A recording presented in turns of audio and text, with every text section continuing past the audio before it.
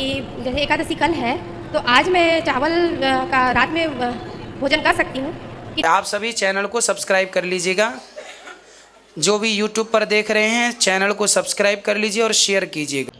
राधे राधे दोस्तों, स्वागत है आपका हमारे YouTube चैनल उषा भक्ति मार्ग में। बात करेंगे हम आज ऐसी महिला की जो कि पंडाल में आती है, कहती है कि गुरुजी क्या हम एकादशी का व्रत कर सकते हैं, और जब हमारी सामर्थ्य नहीं है तो क्या हम उसका उद्यापन कर सकते हैं। आइए दोस्तों देखते हैं इस विषय में गुरुजी ने उस महिला को क्या समझाया। आज का वीडियो बहुत ही ज्ञानवर्धक होने वाला है, बीच में छोड़कर ना जाइएगा, बने रहिए हमारे साथ इस वीडियो के अंत तक।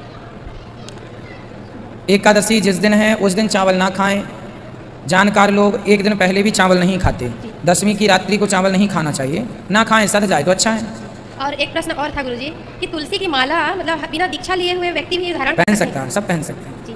और यदि कोई एकादशी का व्रत करता है और बीच में यदि वो नहीं कर पा रहा है, उसमें क्षमता नहीं रह गई, तो क्या उसको उद्यापन कर सकते हैं उसको, या कैसा उसका उद्यापन? क्यों नहीं कर पाएंगे, कर लिया करो। एकादशी तो सबको करना चाहिए, कोई पैसे तो लगते नहीं है कि एकादशी करने का कोई पैसा लगता है जी। मुझे नहीं, मेरी माता जी। कोई भी हो, कोई बूढ़ा हो गया है, बच्चा है, उनके लिए छूट है कि चलो शारीरिक दिक्कत है। बाकी लोग जो समर्थवान है कर सकते हैं।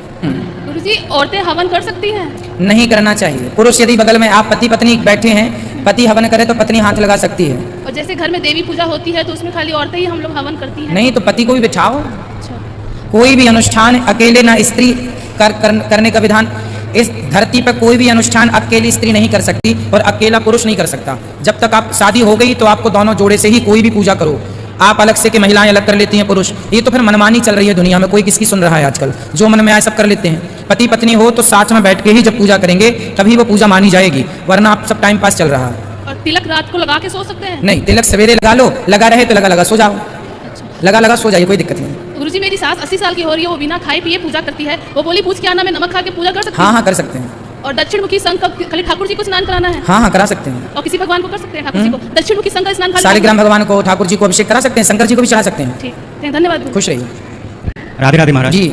सर मेरा प्रश्न ये था, मान लीजिए दो व्यक्ति हैं। एक व्यक्ति है जो पाप करता है, अभद्र व्यवहार करता है, मतलब दुष्प्रचार करता है और भ्रष्टाचार करता है, लेकिन वो भगवान की भक्ति एकदम सच्ची भावना से, श्रद्धा से करता है। और एक दूसरा व्यक्ति है जो अच्छे कर्म भी करे और फिर अच्छे काम भी करे और मतलब सत्यता का प्रचार भी करे और वो भी भक्ति में सच्चा है। तो फिर ये दोनों में किनको पुण्य मिलना ज़्यादा?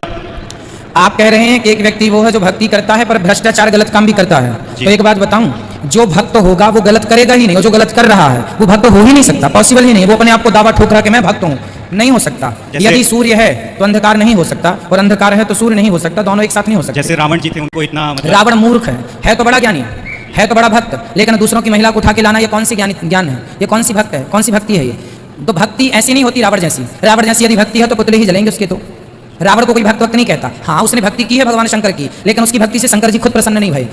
हनुमान जी खुद शंकर जी के अवतार हैं, गए तो थे समझाने, समझ जा, लेकिन गुरु की बात नहीं माना, गुरु की पूंछ में आग लगवाने को उसने आदेश दे दिया। तो रावण जैसा ना चेला चाहिए, रावण जैसा ना भक्त चाहिए। रावण की तुलना किसी से ना की जाए, और रावण को अपने से बिल्कुल तुलना ना करो। आप रावण से अच्छे बनिए, रावण जैसे ना बनिए। राधे राधे भगवान। मेरा प्रश्न ये है कि मेरी माँ नहीं है, मेरी माँ की जगह पर दूसरी माँ स्थान ले ली, वो दुर्व्यवहार करती है, तो उन माओं को मैं बोलना चाहती हूँ कि आप उनके लिए क्या मैसेज देना चाहते हैं जो अपने बच्चे से भी अलग मानते हैं? आपकी माँ नहीं है? नहीं। तो आपने किसको माँ बनाया है? मेरे पापा दूसरी शादी किए हैं। अच्छा। मैं उनकी माँ मानती हूँ, बट वो मेरे को अपनी बेटी नहीं मानती। कोई बात नहीं, आपकी शादी हो गई? नहीं। आप अपना शादी कर लो और अपना घर गृहस्थी बसाओ। कोई आपको माने, अपनी घर छोड़ चुकी हूँ, मैं नहीं जाती अपनी घर। कोई आपको माने ना माने, आप ये ना कहो कि हमारी माँ हमें बेटा माने। आप ये नहीं कहते कि भगवान हमें अपना मान लें। भगवान आपको अपना लें, इससे बड़ा क्या होगा? दुनिया क्यों अपनाए आपको, और दुनिया के पीछे क्यों पड़े हैं? हम आज की कक्षा में यही तो समझाया कि दुनिया के लोग सब झूठे हैं, सच्चे भगवान हैं, उनकी शरण में आओ तो ये रोना धोना मिट जाएगा। दुनिया से प्यार पाके करोगे भी क्या? ठीक भगवान, पर एक प्रश्न और है। एक पंडित हैं और दूसरे एक मांगने वाले मंदिर में हैं, क्या हम उनको दान कर सकते हैं या पंडित को दान कर सकते हैं? जो जरूरतमंद है, जिसे आवश्यकता है, उसे आप दीजिए, चाहे वो कोई भी जाते हैं तो सबसे ज्यादा ब्राह्मण देवता को दान करते हैं, जो पास बैठे हुए रहते हैं भूखे प्यासे, उनको दान क्यों नहीं करते? जिनको जरूरत है, उनको आप दीजिए। जरूरी नहीं है कि आप किसी एक व्यक्ति को ही दें, आप सबको दीजिए। जहाँ आपकी श्रद्धा है वहाँ दीजिए, जिसको आवश्यकता है उसे दीजिए। राधे राधे। भूखे को दीजिए, प्यासे को दीजिए, कोई दिक्कत नहीं। राधे राधे जी को चरण वंदन। खुश रहिए। महाराज जी मेरा प्रश्न है, आज 4:38 पे आपने कथा में कहा था कि पाप ना करो, किसी के हिंसा ना करो, किसी को बुरा भला ना कहो, किसी को मारो मत। तो फिर दूसरे 4:40 में आपने ये कहा कि कोई अपने कर्मों से ही दुख झेलता है। तो ये दोनों बातें थोड़ी विरोधाभासी लगी, तो इसका उत्तर चाहिए। पाप ना करो ये तो ठीक है, हमारे बस में है कि हम पाप ना करें जी, परंतु अब जो हमारे साथ हो रहा, जैसे कि हमारे जीवन में दुख है, जी, तो हमने जो पाप कर चुके हैं जी, वो दंड आज मिल रहा है। जो कल किया था वो आज मिल रहा है, तो अब कह रहे हैं अब ना करो, अब करोगे तो आगे भी मिलेगा। इसलिए जो आपने कर लिया है वो तो भोगनी पड़ेगा। वो तो भोगना ही पड़ेगा ना भाई। आपने जो पिछला कर्म कर लिया, भीष्म पितामह ने पिछले जन्म में सांप को कांटों में फेंक दिया, तो भोगना पड़ा भाई। अब तो ना फेंको, अब फेंकोगे तो फिर आगे वही मिलेगा, इसलिए अब तो बचो। ठीक है। और एक दूसरा प्रश्न ये है, जो आपने जैसे कहा कि मांसाहार न करें, या लेकिन फिर जब मैं किसी भी मंदिर, देवी मंदिर में जाता हूँ नवरात्र के टाइम पे, हजारों पशुओं की नवरात्र के दौरान बलि होती है, तो आखिर उस बलि का भी तो लोग भक्षण करते हैं, तो ये दोनों चीज़ें, एक स्वीकार है दूसरा स्वीकार नहीं है, ये क्या? जहाँ भी मंदिरों में बलि चढ़ाई जाती है वहाँ कोई देवी नहीं मांगती बलि, वो केवल लोग अपने स्वार्थ के लिए देवियों के मंदिर में बलि चढ़ा रहे हैं। कहीं वेद पुराण में ये नहीं लिखा कि देवी के मंदिर में बलि चढ़ाओ। फॉर एग्जाम्पल कामाख्या माता मंदिर है जी, कामाख्या माता मंदिर में बकरों की बलि चढ़ाई जाती है जी।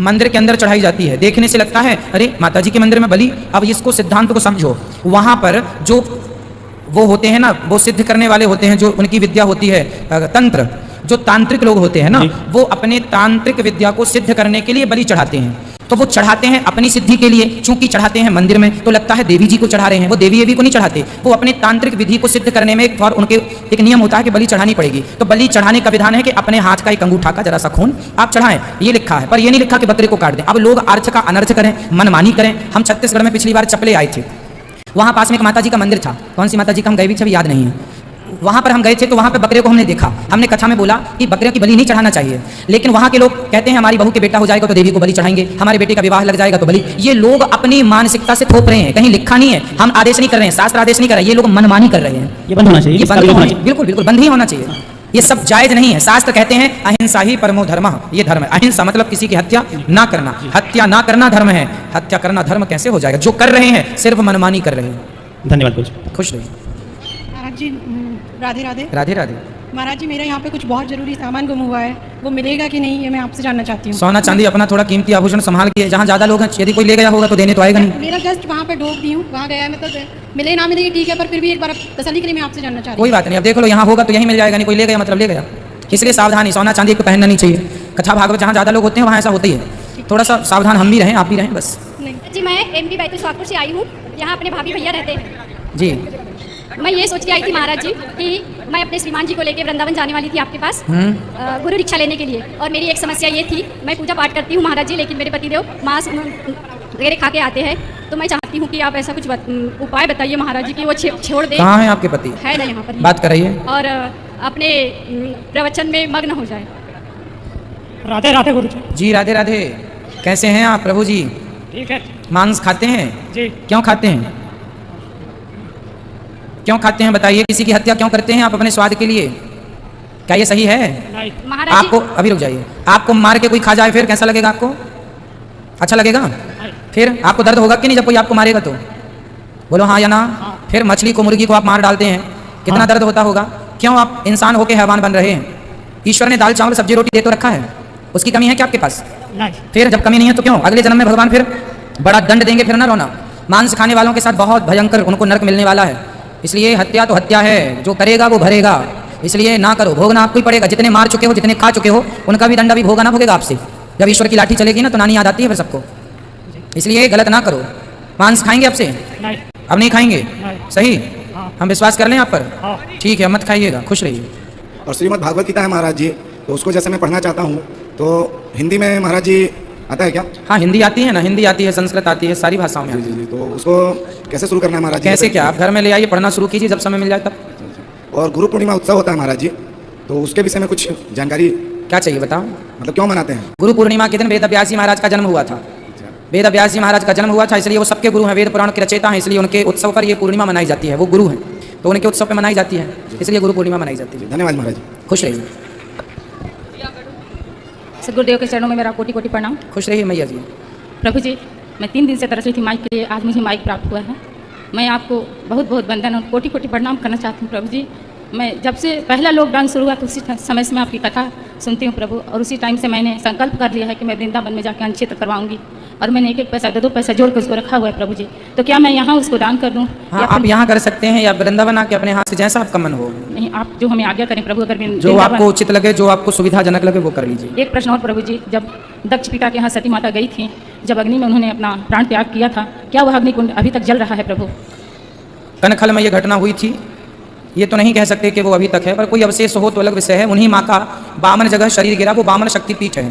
जी प्रभु जी, मैं अभी केदारनाथ और बद्रीनाथ गई थी तो रास्ते में मिला था हाँ। हमन कुंड, तो वहाँ पे बता रहे थे कि वो कनखल है, कनखल हरिद्वार के पास है, कनखल में हो सकता है। कोई ऐसा नहीं है कि नहीं हो सकता, हो सकता तो बोले कि हमने दर्शन नहीं किया इसलिए हम कंफर्म नहीं कर पा रहे हैं। बाकी ज्वाला माता के मंदिर में माता ज्वाला की ज्वाला तो आज भी सदियां बीत गई इस बात को, आज भी वो अग्नि प्रकट है। हमने दर्शन किया प्रभु वहाँ और देखा तो अग्नि जल रही थी, इसलिए हाँ। मेरे मन में संतोष नहीं है। वो ज्वाला माता है, ज्वाला माँ है। हाँ, वो ज्वाला माता की अग्नि तो हजारों साल से जल रही है, 10 की 10। तो त्रिकुटा ऐसा कुछ गांव है प्रभु, वहीं पर है वो केदारनाथ होगा, और बद्रीनाथ। जब आपने देखा है तो होगा निश्चित। हमारे सनातन धर्म में सब कुछ हो सकता है, हमारी संस्कृति सबसे श्रेष्ठ है और पूरा साइंटिफिक है, इसलिए सब कुछ हो सकता और है। वहीं बताया कि गणेश जी का भी सिर कटा था और वहीं माता गौरी और का शादी हुआ था प्रभु, या कैसा था प्रभु? हाँ, भगवान शंकर का विवाह माता पार्वती से दक्ष की बेटी सती थी तब हुई, और इसके बाद जब पार्वती बनी तो हिमालय की बेटी बनी, तब शादी हुई भगवान शिव प्रभु जी की। कोटि कोटि प्रणाम खुश रहिए। श्रीमान नारायण प्रभु जी। मेरा एक सवाल है गुरुदेव कि आज ही हुआ कि दिशा और दशा दोनों बदली हुई है। इस विषय पे हमारे जितने समाज सेवी हैं, जितने देश भर में जितने धनाढ़ लोग हैं, वो किस रास्ते से इनको सुधारे? मेरा सवाल ये है। आप लोग नहीं सुधार सकते, उनको बोलो कथा सुना करें, तो जब कथा सुनेंगे तो अपने आप उनके जीवन में बहुत बड़ा परिवर्तन होगा। जैसे कथा सुनाने हम आए हैं, उनको बोलिए कि वो कथा सुना करें, सत्संग से जुड़ें। जब सत्संग से जुड़ेंगे तो अपने आप उनको अच्छी बातें मिलेंगी, अपने धर्म से जुड़ी बातें मिलेंगी। आप लोग भी जो सुनते हैं वही चीजें उनको सुनवाएं, तो शायद परिवर्तन। लाखों युवा तो बदल गए हैं कथा से, इसलिए अब जैसे हम आए हैं आपके नगर में, तो आप लोगों का धर्म यह है कि आप लोग अपने बच्चों को लेकर आए कथा में और कथा सुनवाएं, क्योंकि बहुत सारी बातें हम बच्चों के मतलब की करते हैं। लेकिन आते नहीं है गुरुदेव, इसके अब नहीं आते, इसमें बच्चों की गलती नहीं है, नहीं आते इसमें बच्चों की गलती नहीं है, इनमें माँ बाप की गलती है। ऐसे कैसे माँ बाप हो? एक बंदर भी मंदारी बंदर को अपने इशारों पर नचाता है। जब एक इंसान बंदर को वश में कर लेता है तो आप कैसे माँ बाप हैं कि अपने बच्चों को इतना भी वश में ना कर पाए कि वो सत्संग में आए? ये तुम्हारी नाकामी है, ये माँ बाप की गलतियां हैं और बच्चों के ऊपर थोप देते हैं माँ बाप। हमारा बच्चा तो सुनता नहीं है, तुम नालायक हो इसलिए नहीं सुनता, तुम लायक होते तो सुनता। गुरुदेव एक और सवाल था मेरा कि आपने बोला 10 गात्र में ब्राह्मणों को भोजन कराएं। आज के परिवेश और समय में मेरा छोटा सा सोच है कि गरीब बच्चों को या गरीब को भोजन कराया जाए, ज्यादा उचित बेहतर हो। सबको कराइए, पर नियम कहता है ब्राह्मणों को कराइए तो कराना है, नहीं कराना मत कराओ। आप मत कराओ, सबको कराइए। जब कोई 10 गात्र होता है ना तो ब्राह्मण के संग पूरा गाँव जीमता है, पूरा गाँव खाता है, इसमें सब आ गए। हमने आज ही तो बताया कुत्ता बिल्ली तक खाते हैं। इसी परिप्रेक्ष्य में तो ब्राह्मण को खिलाने से क्या दिक्कत है? नहीं, ब्राह्मण को जैसे कई जगह होता है कि ये हमको चाहिए वो चाहिए नहीं। ब्राह्मण को क्या चाहिए, क्या मांगता है ब्राह्मण? जो खिला देते हैं वो ले लेता है। 11 रुपए देते हैं आप लोग, 11 रुपए लेके जेब में रख लेता है। कौन सी दौलत मांग? परिवर्तन आ गया है, बोले हमको एक चाहिए, धोतिया चाहिए, ऐसा नहीं है। अच्छा ये बताओ, आप तो ब्राह्मणों को मत खिलाओ, कोई दिक्कत नहीं है। हम तो केवल ये बता रहे हैं जो नियम है। नियम तो यही है, हम बाप दादों से सुनते आए हैं कि कोई मर जाए तो 13 ब्राह्मण खवाना चाहिए, फिर पूरी समाज पूरा गांव खाता है। सबको खिलाना चाहिए। अब आप नहीं खिलाना चाहें तो मत खिलाओ। नहीं, ये शास्त्र में लिखा हुआ है कि ये शास्त्र में हम जो कहते हैं वो वही बोलते हैं जो शास्त्र में लिखा है। आप गरुड़ पुराण पढ़ेंगे उसमें सब कुछ मिल जाएगा। जी प्रणाम गुरुदेव। तो देखा दोस्तों, आज का वीडियो आपने पूरा देखा और सुना। जैसे कि उस महिला ने कहा कि गुरुजी हमने एकादशी का व्रत शुरू किए थे, लेकिन अब हमारी हिम्मत नहीं है, तो हम क्या कर सकते हैं, क्या उद्यापन कर सकते हैं? उस विषय में गुरुजी ने यही समझाया कि आप उद्यापन नहीं कर सकते। अगर आपने व्रत रखना चालू किए हैं, अगर आपकी सामर्थ्य नहीं है तो आप व्रत ना करो, लेकिन उद्यापन नहीं कर सकते, क्योंकि आप मरते दम तक अगर भगवान को अपने साथ रखना चाहते हैं तो आप अपने भगवान को उनमें ध्यान लगाओ। अगर व्रत नहीं कर पा रहे हो तो ना करो, लेकिन बस नारायण नारायण और विष्णु भगवान का जाप कर सकते हो। और दोस्तों, आज की वीडियो से आपको जो भी ज्ञान प्राप्त हुआ हो आप हमें कमेंट बॉक्स में कमेंट करके बता सकते हैं। और हाँ, अगर अभी तक आपने हमारे चैनल को सब्सक्राइब नहीं किया है तो आप हमारे चैनल को सब्सक्राइब कर लें, हमारे वीडियो को ज़्यादा से ज़्यादा लाइक और शेयर करें। कमेंट बॉक्स में राधे राधे लिखना ना भूलें। मिलेंगे किसी ऐसी इंटरेस्ट वीडियो के साथ, ज्ञानवर्धक वीडियो के साथ, तब तक के लिए राधे राधे।